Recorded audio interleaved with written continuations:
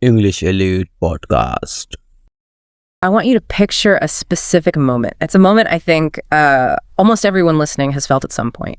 You've been studying a language, let's say it's English, for months. You have the apps, you have the textbooks, you're watching all the videos. You're doing all the right things. Exactly. You're reading an article and you feel great because you understand. Like 90% of it, you're thinking, okay, I've got this, I've cracked the code.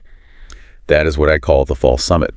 It's a very dangerous place to be. It is, right, because then you walk into a cafe or you hop on a video call and a real person looks you in the eye and asks a simple question and just nothing. Right. Total silence. It's not that you don't know the answer. It feels like the wire between your brain and your mouth has just been cut. The library's open, but all the books are glued to the shelves. It's the classic passive-active gap. Yeah. And it is just incredibly demoralizing. It really is. And that is exactly what we are unpacking today. We're doing a deep dive into the art of speaking, a guide to English fluency. Now, before you tune out, if you're not learning English specifically, hang on. Because while this source material is, technically a curriculum for A2 or elementary learners, The psychology behind it is universal. It Right. applies to any skill where you have to, perform under pressure. that's what drew me in. I mean, it's not really a grammar book at all. No, it's more like a manual for overcoming performance anxiety. It's about rewiring how your brain even finds the information in the first place. So our mission today is to figure out why we freeze up and then to look at the specific, really low-stress toolkit this source provides to kind of thaw us out. It's a great toolkit. I have to say, reading this, I realized I've been approaching language learning all wrong for years. I've been treating it like an academic subject, like it's history or math. And that, right there, that is the root of the problem. We're all trained in school that learning means memorizing facts. If you know the capital of France, you know it. End of story. But language isn't just a set of facts. Oh, it's a physical behavior. It's an action. The source makes a huge deal out of this distinction. It talks about the silent learner, the person who understands everything but can't speak. And it diagnoses this not as a lack of intelligence, but a lack of muscle memory. Which is such a crucial distinction, It's isn't it? everything. I mean, think about it this way. Yeah. You can read a dozen books on the physics of a tennis serve. Yeah, you could understand the aerodynamics, the angle of the racket. You could pass a written test on serving with flying colors. Yeah. But if you walk onto a court for the first time and try to serve against a pro without ever swinging a racket, You're going to fail miserably. of course, because your arm doesn't know what your brain knows. Yeah, okay, I see. The source argues that speaking is a motor skill. It's much closer to dancing or, say, playing an instrument than it is to studying history, So the silent learner is someone who's, studied the sheet music, but but has never once touched the piano keys. That's the gap. that honestly makes me feel a little better because the complaints, the source lists are just so relatable. Things like, I know words, but I forget them when I talk. That's classic. That is me. I know the word for spoon right up until the moment I actually need a spoon. Well, that's the stress response. When you're reading, you have infinite time. You can pause, you can look back, you can process. The stakes are low. Conversation is real time. It's high stakes. Exactly. Your brain goes into a kind of fight or flight mode, and when that cortisol spikes, access to higher level cognitive functions, like recalling irregular verbs, it just shuts down. So the nervousness isn't a character flaw. Not at all. It's a biological reaction to doing something you haven't really trained for. The source explicitly says that feeling shy or nervous is normal. It's not a sign that you're just bad at languages. No, it's a sign that you are moving from theory into practice. Okay, so we get the problem. We're tennis players who have never actually hit a ball. How do we start swinging? The source lays out a 3-phase strategy. And phase 1 is interesting because it happens entirely inside your own head. The internal shift, Yeah, essentially thinking in English. which is advice everyone gives, but nobody ever explains how to do it. Right, just think in English. Okay, sure, but my internal monologue is, not that advanced yet. It feels like a catch-22. Well, let's look at the mechanics of why we get stuck. We usually fall into the translation trap. Okay. You see a dog, your brain thinks Perot or Cheen or whatever your native language word is. Then you have to grab that word, run it through this mental translation algorithm, find the word dog, check for grammar, And then send it to your mouth. And that process takes, half a second? maybe even more. And in a fluid conversation, a half-second lag feels like an eternity. It breaks the rhythm. It's also exhausting for your brain because you're doing double the work. You're running 2 operating systems at once. You got it. So the source suggests you bypass that. How? I mean, you can't just delete your native language. You start small, very small. The source suggests narrating your life in real time with simple labels. You don't try to have a philosophical debate in your head. So what do? You just look at what you're doing and you say, internally, I am drinking coffee. Yeah. I am walking to the bus.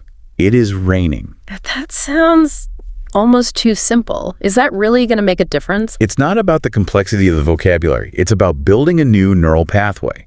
You're training your brain to see an object and immediately attach the English label to it. So you're skipping the native language step entirely. You're building a direct highway between the concept and the English word instead of taking that scenic route through your native tongue every single time. It's about immediacy. Reducing the latency. Yes, Wow. And the source is very clear about this. Just do it for 5 to 10 minutes daily. It's a micro habit. I like that. You don't need these hour-long study sessions. No. If you just do it while you're washing the dishes every day, you're building that highway. Consistency over intensity. Plus, nobody knows you're doing it. You can be in line at the grocery store practicing and not look totally crazy. Exactly. But eventually, you do have to open your mouth. Which brings us to strategy phase 2, the physicality of speech. And this is where the source introduces shadowing. Shadowing. It's a technique that's been around for a while, but I think it's often misunderstood. Yeah, I've always thought of it as just repeating. I hear a phrase, I say the phrase. Is there more to it? Oh, significantly more. If you just wait for a sentence to end and then repeat it, that's really just memory recall. True shadowing is almost simultaneous. So you're talking with the speaker. Yes, you listen to the audio and you try to speak it along with the speaker, maybe just a split second behind them. That sounds chaotic. It is at first, but it's supposed to be. It forces your mouth to move at the speed of a native speaker. You see, most learners speak, haltingly because they're building the sentence word by word in their head. And shadowing bypasses that. It forces you to stop thinking about the words and start focusing on the prosody, the music of the language, the rhythm, the intonation, the stress. That's a really good point. You can say all the right words, but if the rhythm is off, you still sound like a robot. Right. In English, we swallow half our vowels, we smash words together. What are you doing becomes what you're doing. And if you learn by reading, you will say, what are you doing? Shadowing teaches your muscles how to make those contractions naturally. You're mimicking the sound, not just the text. It's like learning the melody of a song, not just the lyrics. You need both for it to sound right. You're tuning your instrument. Okay, now there's another part of this physical phase that the source insists on, and I have to admit, I hate it. I think everyone hates it. It says, record your voice. Dreaded playback. Why? I mean, why do we have to do this? Is it just to torture ourselves? Because listening to my own voice just makes me want to crawl into a hole and never come out. You and everyone else. Yeah. But there's a specific biological reason for this discomfort. Oh, really? Yeah. When you speak, you hear your own voice, mostly through bone conduction vibrations in your skull.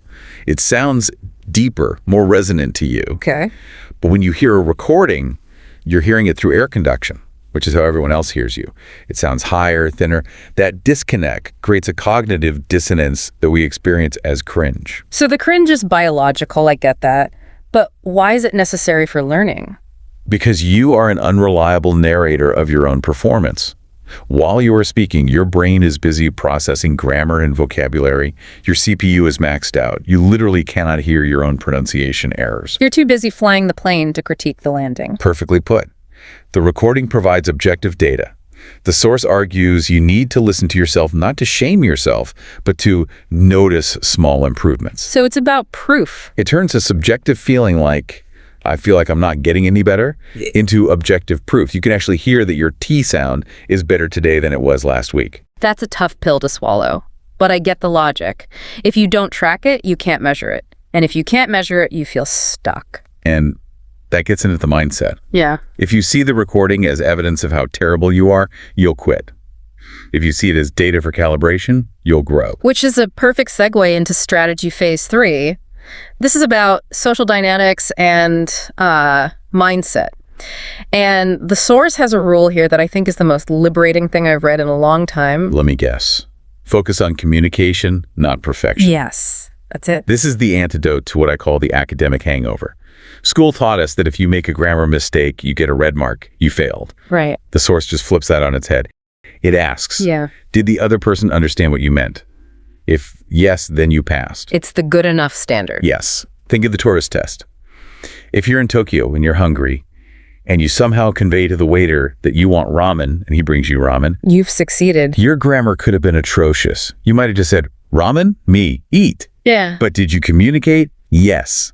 That is a win. But that's so hard for high achievers.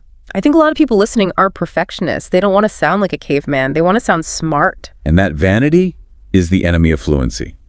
The source is very clear.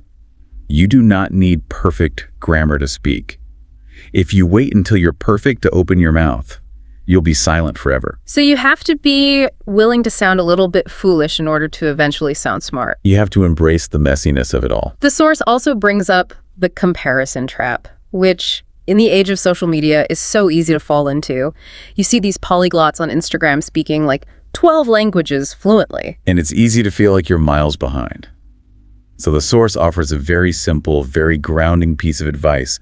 Which is, Do not compare yourself to others. Compare yourself to your past self. it sounds a bit like a cliche, but how do you actually apply that? It goes right back to the recording. If you compare your day 30 recording to a native speaker, you lose. It's not a fair fight. But if you compare it to your day 1 recording, you win. It shifts the entire focus from competition to your own personal evolution. Right. And confidence comes from seeing that delta, that gap between who you were and who you are now.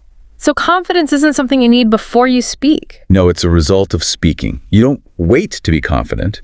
You speak, you survive the interaction, you realize you didn't die. Huh, right. And then, and only then, do you become confident. You realize you didn't die. That's really what it is, isn't it? The brain thinks social embarrassment is a form of death. Evolutionarily, being cast out of the tribe was a death sentence. So we're hardwired to fear social mistakes.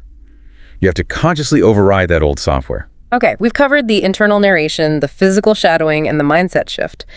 But I want to land this with the action plan, because I've read a million how-to guides I never actually did anything with.